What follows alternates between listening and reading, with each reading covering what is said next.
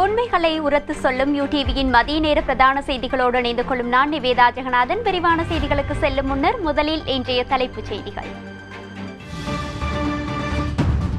சுபிட்சமான எதிர்காலம் சௌபாக்கியமான தாய்நாடு என்ற துணிப்பொருளில் இலங்கையின் 73வது சுதந்திர தினம் இன்று கொண்டாடப்படுகிறது. உயிர்த்த ஞாயிறு தாக்குதல்கள் குறித்து தேவையான நடவடிக்கை எடுக்கப்படும் என்கின்றார் ஜனாதிபதி. சுதந்திர தினத்தை முன்னிட்டு 146 கைதிகள் விடுதலை. பொத்துவில் முதல் பொலிகண்டி வரை உரிமைக்கான போராட்டம் 2வது நாளும் தொடர்கிறது. அமெரிக்கா, பிரித்தானியா உள்ளிட்ட 20 நாடுகளுக்கு சவுதி அரேபியாவில் நுழைவதற்கு தடை. அவை எமது தலைப்புச் செய்திகள். இனி விரிவான செய்திகளில் முதலில் உள்நாட்டு செய்திகள்.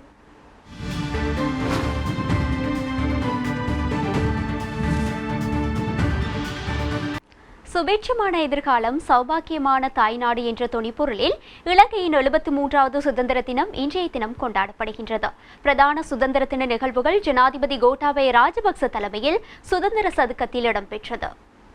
பிரஜாதாந்திரிக சமாஜ்வாதி ஜனராஜ்யே அதிகாரி ஜனாதிபதி கோட்டாபய ராஜபக்ஷ மெத்துமன் சஹா அயோமா ராஜபக்ஷ மெத்தினேகே சம்பிராப்தி. சுபீட்சமான எதிர்காலம் சௌபாக்கியமான தாய்நாடு என்ற துணைப்பொருளில் இலங்கையின் 73வது சுதந்திர தினம் இன்று கொண்டாடப்படுகிறது. இலங்கையின் 73வது சுதந்திர தின நிகழ்வுகள் ஜனாதிபதி கோட்டாபய ராஜபக்ஷ மற்றும் பிரதமர் மஹிந்த ராஜபக்ஷவின் தலைமையில் பிரதான நிகழ்வு கொழும்பு சுதந்திர சதுக்கத்தில் இடம்பெற்றது.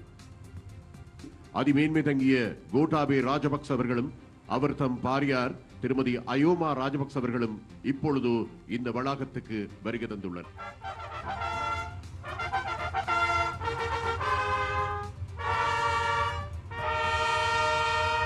இம்முறை கோவிட்-19 சுகாதார வழிமுறைகளை பேணி சுதந்திர தினம் கொண்டாட்டம் இடம்பெற்றது.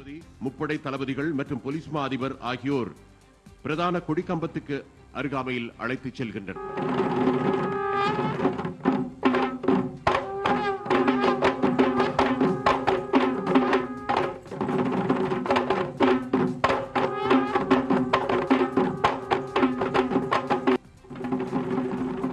அத்துடன் 11 பாடசாலைகளைச் சேர்ந்த 45 மாணவர்களின் பங்கு பெற்றதுடன் தேசிய கீதம் சிங்கள மொழியில் இசைக்கப்பட்டது.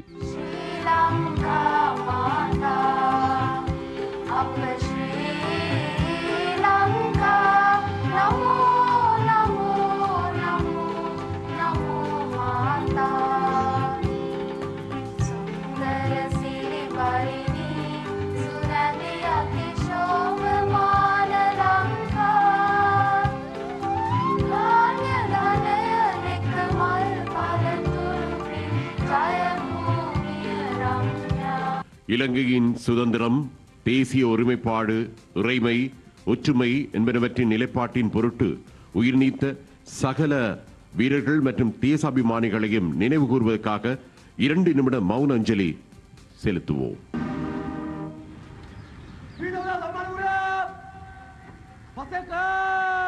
ஜனாதிபதிக்கு மரியாதை செலுத்தும் வகையில் வேட்டுகளாக முப்படையினர் 21 வேட்டுகளை தீர்த்தனர்.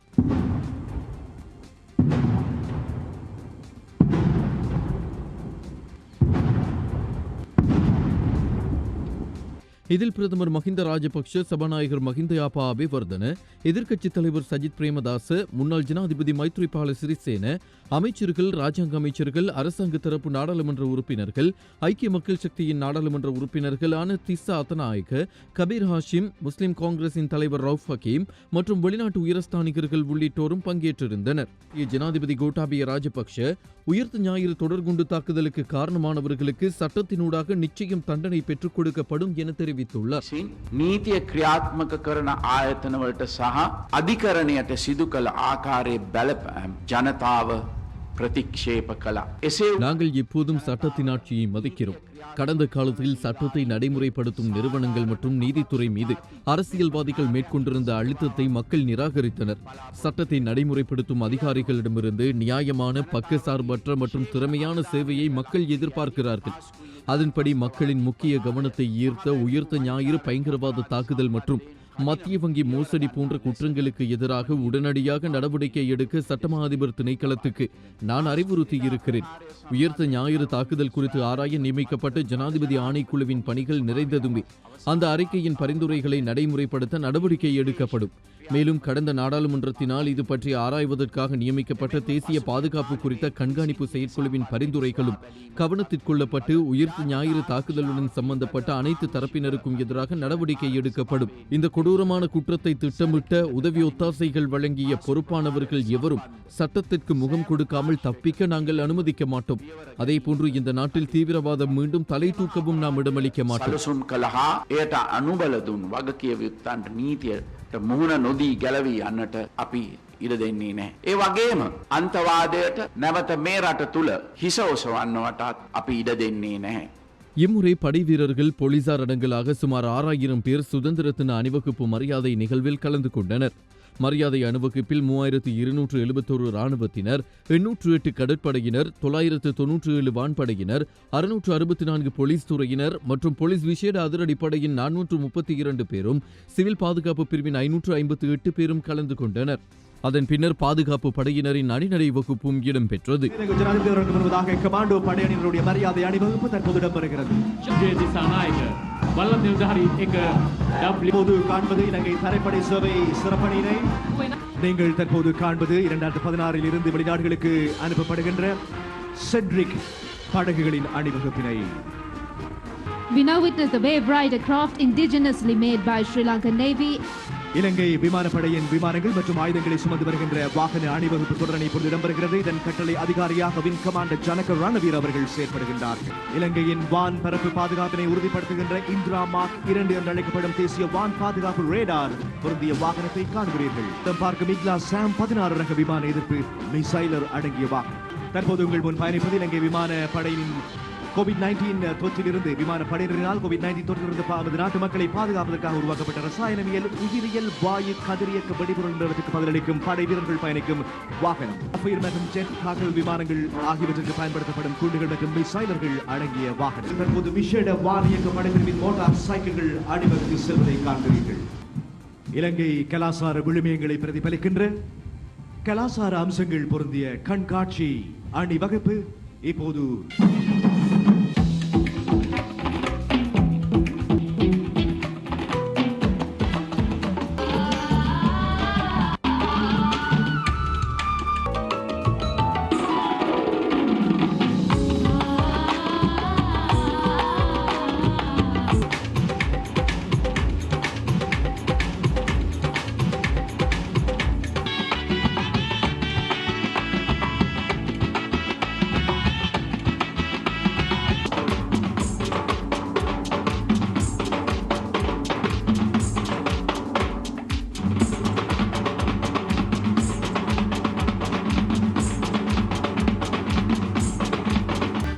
இலங்கையில் 73வது தேசிய சுதந்திர தினத்தை முன்னிட்டு பிரதமர், எதிர்க்கட்சி தலைவர் உட்பட சர்வதேச தலைவர்களும் தமது வாழ்த்து செய்தியினை வெளியிட்டுள்ளனர்.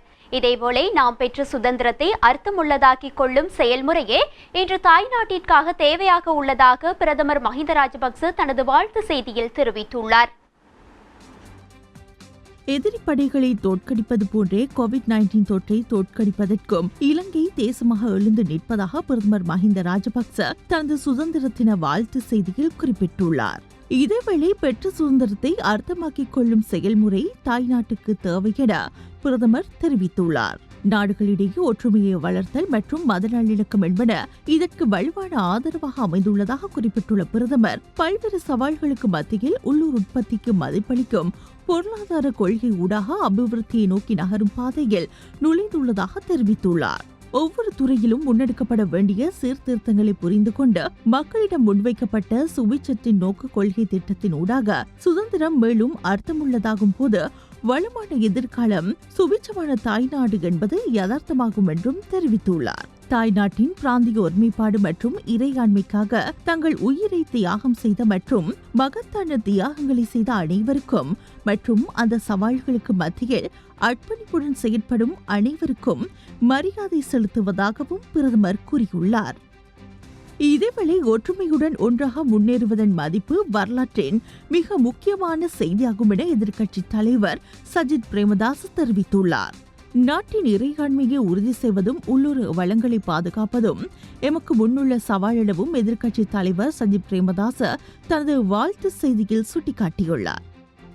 இலங்கையின் 73வது சுதந்திர தினத்தை முன்னிட்டு இந்திய பிரதமர் நரேந்திர மோடியும் வாழ்த்து தெரிவித்துள்ளார். மொழி, மதம், கலாச்சாரம் ஆகிய பகிரப்பட்ட பாரம்பரியங்களின் அடிப்படையிலான பல்லாயிரம் ஆண்டுகள் பழமை வாய்ந்த உறவுகள் தொடர்பில் பிரதமர் மோடி தமது வாழ்த்து செய்தியில் நினைவு கூர்ந்துள்ளார். எதிர்வரும் ஆண்டுகளிலும் இரு நாடுகளுக்கும் இடையிலான உறவு மேலும் வலுவடைந்து மக்களின் செழுமை மற்றும் முன்னேற்றத்திற்கு வழிவகுக்க வேண்டுமென இந்திய பிரதமர் வாழ்த்து தெரிவித்துள்ளார். பொத்துவில் முதல் பொலிகண்டி வரையான 2வது நாள் தொடர் போராட்ட பேரணி இன்று மட்டக்களப்பு தாளங்குடா தேவாலயத்திலிருந்து ஆரம்பிக்கப்பட்டுள்ளது. வடக்கு கிழக்கு சிவில் அமைப்புகள், பொது அமைப்புகள், தமிழ் தேசிய கட்சிகளின் ஒன்றிணைந்த ஏற்பாட்டில் இந்த தொடர் போராட்டம் முன்னெடுக்கப்பட்டு வருகின்றது.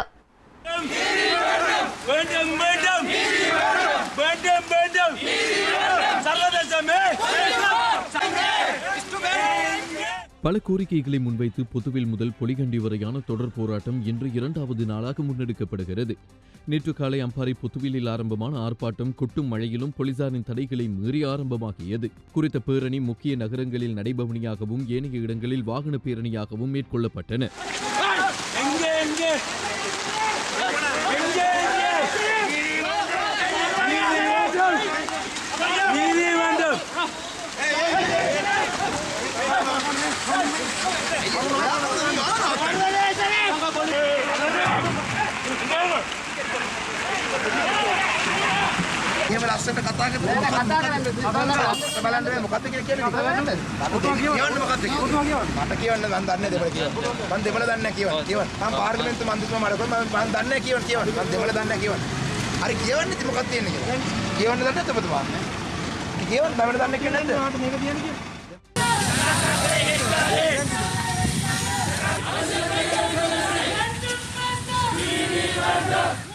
தமிழ் பேசும் மக்களின் பூர்வீக நிலங்கள் உட்பட இலங்கை முழுவதும் திட்டமிட்டு நடத்தப்படும் இன அழிப்பு நடவடிக்கைகளுக்கு எதிராகவும் ஐக்கிய நாடுகள் மனித உரிமை பேரவைக்கு வடகிழக்கு தமிழ் கட்சிகள் மற்றும் சிவில் சமூக அமைப்புகள், பல்சமய ஒன்றியங்கள் இணைந்து அனுப்பி வைக்கப்பட்ட கோரிக்கைகளை நடைமுறைப்படுத்த கோரியும், மலையக தோட்ட தொழிலாளர்களின் நாளாந்த வேதனத்தை 1000 ரூபாவாக உயர்த்த கோரியும், முஸ்லிம் மக்களின் மத நம்பிக்கைகளை மதிக்க கோரியும் பொத்துவில் முதல் பொலிகண்டி வரையான தொடர் போராட்டம் ஆரம்பமானது.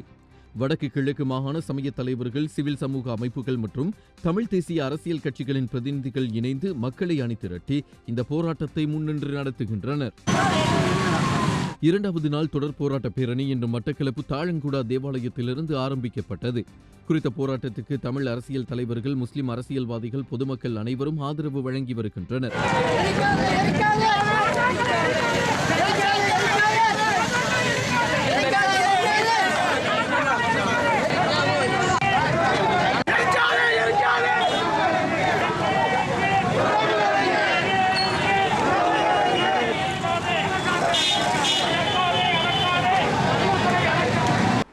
இதேவேளை இலங்கையின் 73வது சுதந்திர தினத்தை முன்னிட்டு ஜனாதிபதியின் பொது மன்னிப்பின் கீழ் 146 கைதிகள் நாடு முழுவதும் உள்ள சிறைகளில் இருந்து விடுவிக்கப்பட்டுள்ளனர்.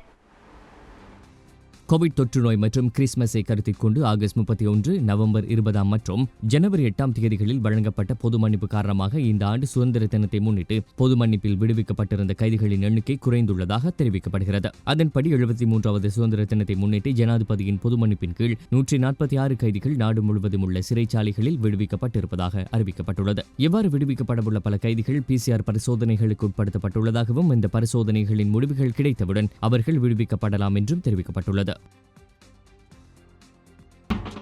பாராளுமன்ற பேரவையின் 6வது கூட்டம் சபாநாயகர் மஹிந்தயாப்பா அபேவர்தன தலைமையில் நேற்று நண்பகல் சபாநாயகரின் உத்தியோகபூர்வ இல்லத்தில் இடம்பெற்றது.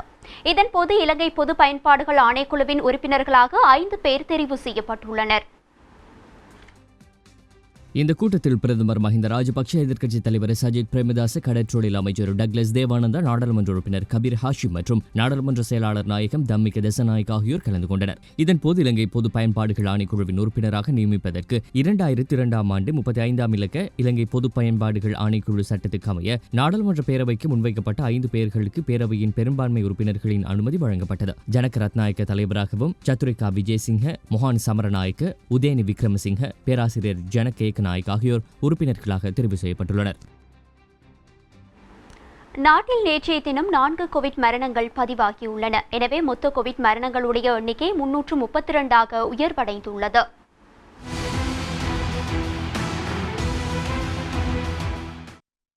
நேற்றைய தினம் 4 கோவிட் மரணங்கள் நாட்டில் பதிவாகியுள்ளன.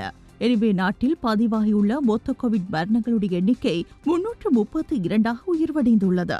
வல்கமுள்ள பிரதேசத்தை வதிவிடமாக கொண்ட 89 வயதான பெண்ணொருவர் வீட்டில் மரணமடைந்துள்ளார். கோவிட் தொற்று காரணமாக ஏற்பட்ட நுரையீரல் தொற்று மரணத்திற்கான காரணமாக கூறப்பட்டுள்ளது. தேவாலப்புழ பிரதேசத்தை வதிவிடமாக கொண்ட 67 வயதுடைய பெண்ணொருவர் வீட்டில் மரணமடைந்துள்ளார். கோவிட் தொற்றால் ஏற்பட்ட நுரையீரல் தொற்று மற்றும் நீரிழிவு நோய் மரணத்திற்கான காரணமாக அமைந்துள்ளது. நீர்கொழும்பு பிரதேசத்தை வதிவிடமாக கொண்ட 66 வயதுடைய ஆணொருவர் முள்ளேரி ஆதார வைத்தியசாலையில் மரணமடைந்துள்ளார். 2ஆம் நிலை பாக்டீரியா தொற்றால் ஏற்பட்ட குருதி நஞ்சு மற்றும் சிறுநீரக நோய் நிலை மரணத்திற்கான காரணமாக கூறப்பட்டுள்ளது. யட்டியந்தோட்ட பிரதேசத்தைச் சேர்ந்த 70 வயதுடைய பெண்ணொருவர் ஹோமாகம வைத்தியசாலையில் மரணமடைந்துள்ளார். கோவிட் நிமோனியா, நீரிழிவு நோய் மற்றும் இதய நோய் மரணத்திற்கான காரணமாக அமைந்துள்ளது. இதேவேளை நேற்றைய தினம் 711 கோவிட் தொற்றாளர்கள் நாடளாவிய ரீதியில் பதிவாகியுள்ளனர். எனவே நாட்டில் இதுவரை சிகிச்சை பெற்று வரும் தொற்றாளர்களுடைய எண்ணிக்கை 6194 அதிகரித்துள்ளது. இதுவரை நாட்டில் 66,409 தொற்றாளர்கள் பதிவு செய்யப்பட்டுள்ளதோடு 59,883 பேர் குணமடைந்துள்ளனர். நாட்டில் 332 கோவிட் மரணங்கள் பதிவாகியுள்ளன.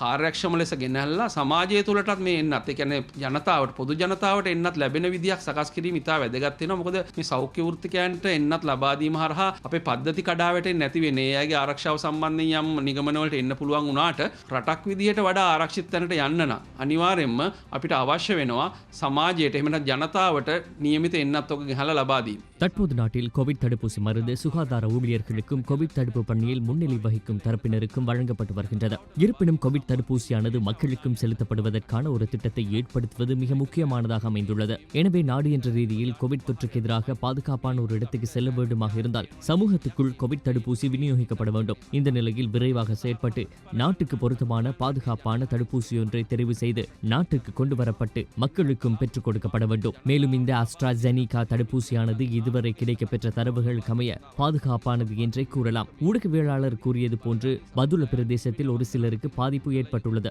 ஆனால் அவை காய்ச்சல் போன்ற ஒரு சிறிய அளவிலான பக்க விளைவுகளே. இதுவரை நாட்டில் தடுப்பூசி செலுத்திக் கொண்டவர்களில் எந்த ஒரு நபருக்கும் பாரதூரமான பாதிப்புகளோ பக்க விளைவுகளோ ஏற்பட்டிருக்கவில்லை. நரம்பு தொகுதி பாதிப்பு, பாரதூரமான பக்க விளைவுகள், அங்கங்கள் செயலிழப்பு போன்ற விபரீதமான விளைவுகள் எதுவும் இதுவரை பதிவாகவில்லை. இருப்பினும் ஃபைசர் தடுப்பூசி மருந்தானது ஐரோப்பாவில் முதல் முறையாக செலுத்தப்படும் போது 20 தொடக்கம் 30 வரையிலான மரணங்கள் ஏற்பட்டிருந்தன. ஆனால் அந்த மரணங்கள் தடுப்பூசியினால் மாத்திரமே இடம்பெற்றது என்ற விடயத்தை கூற முடியாது. எனவே எமது நாட்டில் செலுத்தப்படும் அஸ்ட்ராஜெனிகா கோவிட் தடுப்பூசியானது எமது நாட்டுக்கு பொருத்தமானதாக இருப்பதோடு பாதுகாப்பானது என்று குறிப்பிடலாம்.